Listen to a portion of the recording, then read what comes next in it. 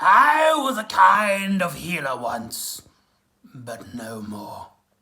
Hello and welcome back to the Doctor Who Marathon. I'm your host McEdam, and today we're going to be talking about the fan film Seasons of War, written by Andy Robertson.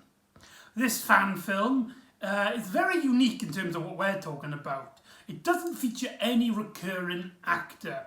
John Hurt doesn't make any sort of appearance, although they do have a stand-in for the War Doctor, here played by a different actor for the thing. However, we never actually see his face, apart from drawings of John Hurt's face, which means that I can easily picture this as canonical. And as most of you may know, Doctor Who has a very loose connection with canon, so canon is what you make of it. So in my head, this is canon. It's only 5 minutes long, and it was actually made professionally for the charity Chadswell Children. So people have been actually had their lives saved thanks to this short film. So props it to that. Now, there doesn't seem to be the BBC seem to be aware, or at least acknowledge it in a way that they don't acknowledge it. Nobody sued them or tried to take them to court. But it's just a nice little fan project for charity. Now, why am I talking about this? I mean, unlike the Sci-Fi Cruise and the Projection Room film Gen Genius, which stars Sylvester McCoy, this story, again, like I mentioned before, features no Doctor Who stars. Well, for one, as I've stated, we never see the Doctor's face, although we do see the Doctor. So, in my head, I can easily imagine this being a John Hurt story. We never hear the Doctor talk, although we do hear what he says, thanks to some narration. And for B, it is really well put together. It looks professional. I can easily imagine the BBC releasing this as an official short on the YouTube channel website. Because of that, I've decided to actually put it as a canonical entry. In fact, in my headcanon, this is the introduction story to the War Doctor. In this story, the story mainly focuses on a young War Doctor, but then as the story progresses, he turns old. So I'm using this as the point in which they stopped using archive footage of John Hurt from Crime and Punishment and started using John Hurt the actor if Doctor Who continued throughout the Wilderness years. That's how I'm putting it. I know it's complete, like none of this really matters. Now, this was heavily praised when it came out. It was absolutely adored. A lot of people thought it might have been a bit too short, and it could have easily been a non-Doctor Who production, but the fact that it is, it's very cool and very tidy. Now, for the DVD cover, I actually put all of this, I didn't design, I found the poster of the Seasons of War, which actually uses John Hurt on the cover. They also show the 2005 bronze Daleks, which don't actually appear in the story. We see a Dalek. Actually, we see two Daleks. One of them seems to be the white and gold Daleks from Revelations and Remembrance of the Daleks. And we also see a classic 1960s Dalek at one point. But, yeah. So I took the poster and stamped it onto this, and I actually burnt the film onto a CD. But I've also added a fan-made intro, which I've used for all of my, for this and for something else to do with the War Doctor. more on that in a later video. So there you go. That looks really stunning, in my opinion. I've put down on most of these Doctor Who DVDs, they have like this little bar at the end saying the Doctor's in the era.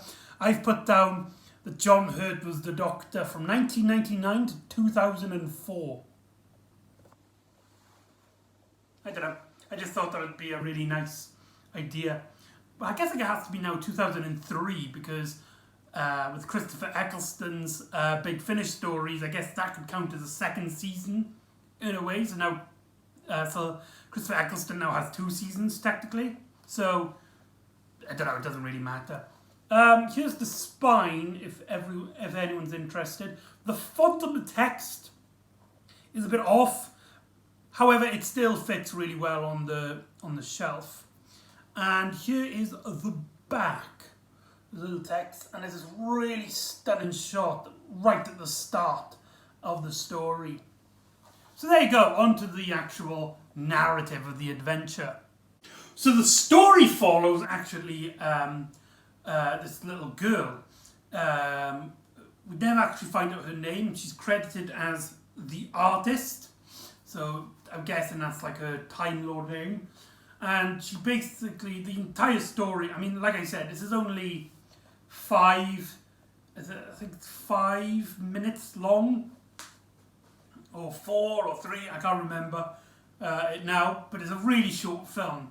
And this girl, she's basically, like a Doctor Who fan, she idolises the Doctor. She also goes into detail. She talks about how the war has affected people, and sometimes it shows its face in people in times of bravery and in hardship, helping those ill and sick.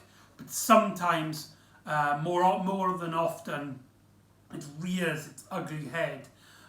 We get scenes of presumably her father putting bandages over people's heads. There's a great little moment where the little girl's going to bed and she prays before setting a intruder alarm in her teddy bear before like praying and tapping both sides of her chest, revealing that she is actually a young Time Lord. Very interesting. Another little detail which I absolutely love is that one of these characters that live in the house with her, or it's like a bar or something, has a tattoo of a snake eating its own tail. For Doctor Who fanatics, this is the symbol of the Colosseum. The Colosseum? I'm struggling to pronounce that name. A Time Lord that was once mentioned by the 11th Doctor in the story, the Doctor's wife. So there's a nice little nod to the Doctor's wife, and if you consider this canon like I do, it's his or hers, because it's known to be both male and female forms. It's its first appearance in the chronology of Doctor Who. It will also appear again in female form in a 13th Doctor comic book. Fun fact. I really need to pick up the 13th Doctor comic books. Hopefully when I get to there, I'll get to talk about the comic books.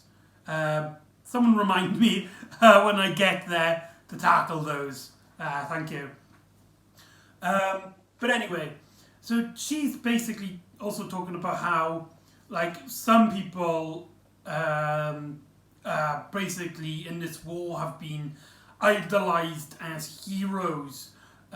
This champion, and this champion, this hero, this person who has suffered a lot but also has done his very best to defend history and the people and the civilians from the Time War, is actually coming to visit this village in a celebration. And we see her making this bracelet. We get some. One of the great things about this story, in my opinion, is not really much of the story, but the directing. From the opening shot of the War Doctor from the distance of on the desert, on the beach, and then he looks through his monocle, only to be revealed that the monocle is actually a Dalek eye that he once murdered, to the scene in which the War Doctor has arrived in this village and there's a celebration. Now, usually when you cut the character's head off from the screen, so like you can only see his body like that, usually if you're not too careful it can look extremely awkward. However, the composition in this shot not only helps to hide the Doctor's face, because you know it's not a young John Hurt, but it's very cinematic, and also kind of it fits greatly in two ways. One is that it makes the Doctor feel like this ominous presence. We get some shots of behind his head, and from like the body, like the shoulders down, and it gives this almost eerie feeling that this is a man whose mind is somewhere where nobody can comprehend, no one can really understand him in a sense. But also as well, this also means that we get a lot of low angle shots, and this helps us identify with the main character, the artist, as her being a little girl, she's also looking up at the Doctor. And the fact that she doesn't get a good look at the Doctor's face almost implies that like this ominous feeling that we as the audience are getting is also happening to her, which is really cool. There's a great little moment in this celebration, which also can I just like to add, the flags in the celebration, in this festival, is written with Gallifrey writing. Whoever did that was a bloody genius. And she hands him this bracelet. Well, she kind of like touches his arm, and then it cuts to her like holding his hand with the bracelet already on. And the Doctor doesn't even look at her. He holds, you kind of see his shoulders kind of breathe, like as if he's remembering why he's enjoying life and travelling in his adventures, where he would take a friend on board. But those days are behind him. And then we get into this great montage of the Doctor fighting. It cuts to stock footage of nuclear blasts and then the Daleks.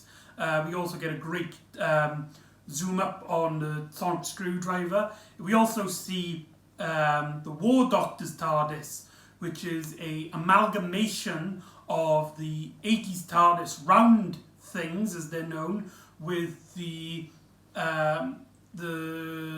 console and the stamps of the 2005, basically mixing those two. I think I'll talk about more when I talk about. I think I'll talk about the TARDIS more than because you don't get a really good shot here. But to sum up, I'm not too keen on the War Doctor's TARDIS. Actually, I'll tell you what, I will explain it. The idea of the War Doctor's TARDIS is that it's an amalgamation of the new TARDIS, the 2005 TARDIS, and the classic TARDIS, the white with the big circle round things on the wall. That is a good idea.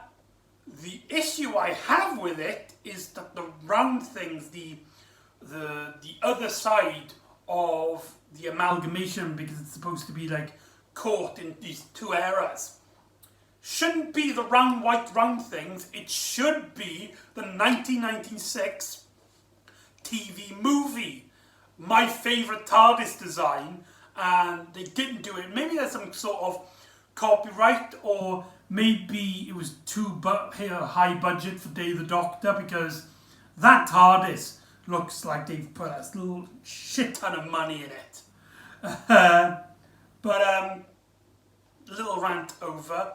The montage ends with the girl proclaiming that the time has made like everyone basically weak and wary, and the war still goes on. we see her now as a young woman. I think she's like a teenager, and she's actually drawing the face of the Doctor with John Hurt's face from Crimes and Punishment. And she basically explains that the war has robbed the Doctor of his youth. Whether that means that the Doctor has just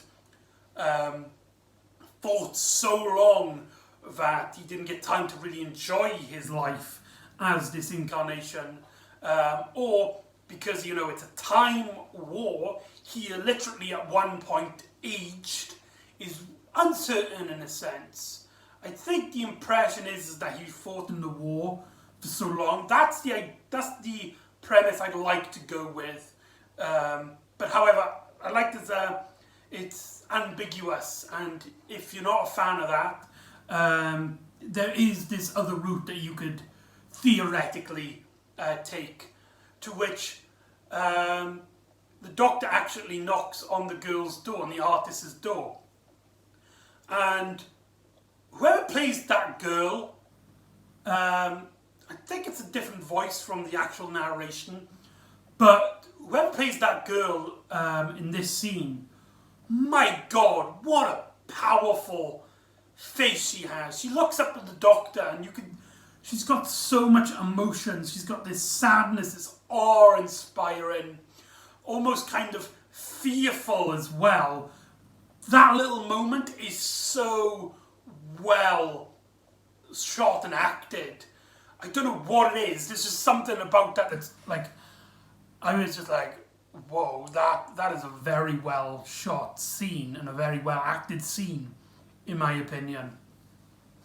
And it's the Doctor actually returns the bracelet. Now in the narration she describes that she looked into the eyes of this man and only saw nothing. All of that time and hardship is gone with an empty void. She says at one point she knew better not to ask his name, so she asked him what man did he used to be, to which there's a great moment where she says she felt a year supply of regrets in his reply. I was a healer once, he said, but no more, no more. As the Doctor steps into his TARDIS and dematerializes, ending our story. And yes, this video is actually longer than the film itself, so you have no excuse to not watch it. It's on YouTube, highly recommended. It's for a good cause. It's a very well put together in terms of directed and stuff. It's a really, really light on story. There's no real narrative thread. It's just a girl and her connection and her relationship with the Doctor, in a sense. I also feel it's a bit too short. Like if this was just a little bit longer, I could really get into this. But it's way too short. Like literally when it ends, it's like, oh, that's it. Do you know what the criticism people had with Night of the Doctor, that they felt like it was too short? It was like it just felt like a scene, a prologue to another story, Day of the Doctor, and I disagreed with that opinion. Well, I have that opinion with this. It's so short, but so well executed, it felt more like it was a setup to something rather than an actual story itself. But it's still well put together. I highly recommend it, and not much really to say. Go watch Seasons of War. And there you go, that's Seasons of War. So join me next time where we kick off the big Finnish audio dramas and we finally hear John Hurt's voice as the Doctor as he crash lands on what seems like an innocent planet, and he befriends a young girl who might be companion material. We don't know, we'll have to find out. So join me next time for The Innocent, and I'll see you next time on the Doctor Who Marathon. Ta-ra!